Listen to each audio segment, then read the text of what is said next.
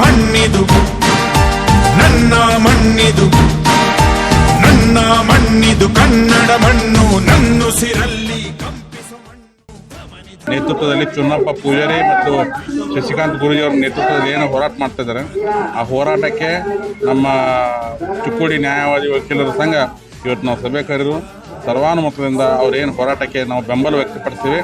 ಅವರು ಏನು ಈ ರೈತ ಸಂಘಟನೆಯವರು ಏನು ಒಂದು ಹೆಜ್ಜೆ ತಗೋತಾರೆ ಆ ಹೆಜ್ಜೆಗೆ ಪ್ರತಿಯೊಂದು ಹಂತದಲ್ಲಿ ನಾವು ರೈತರ ಬೆನ್ನೆಲುಬಾಗಿ ಅವರಿಗೆ ತನುಮನ ಮತ್ತು ಧನದಿಂದ ನಮ್ಮ ಸಂಘದ ಎಲ್ಲ ಸದಸ್ಯರು ಅವರಿಗೆ ಬೆಂಬಲ ವ್ಯಕ್ತಪಡಿಸಿದೆ ಅಂತ ಹೇಳಿ ಇವತ್ತು ನಾವು ಅವರ ಬೆಂಬಲ ಸೂಚಿಸಿ ಈ ಒಂದು ಸಭೆಗೆ ನಾವು ಬಂದಿದ್ದೀವಿ.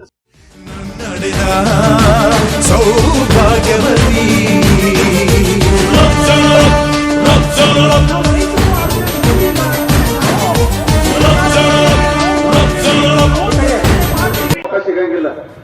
ಜನವರಿ 7ರಿಂದ ನಮ್ಗೆ ಅಲ್ಲಿ ಜಾಕ್ವೆಲ್ ಕಟ್ಟಕ್ಕೆ ಸ್ಟಾರ್ಟ್ ಆಗಿ ಮೇ 7 ಮಟ್ಟ ಒಂದು ಹಂತಕ್ಕೆ ಬರ್ತದೆ.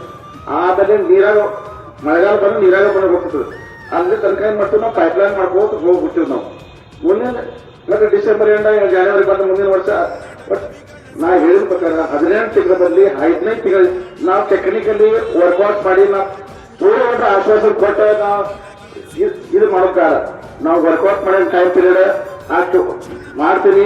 ಮತ್ತು ಯಾವ್ದು ನೈಸರ್ಗಿಕ ಪ್ರಾಬ್ಲಮ್ ಆಗಲಿಲ್ಲ ಅಂದ್ರೆ ನಾವು 14 ತಿಂಗಳಾಗ ಮುಗಿಸ್ಕೊಡ್ಬೇಕಂತ ಪ್ರಾಮಿಸ್ ಮಾಡ್ತೀವಿ.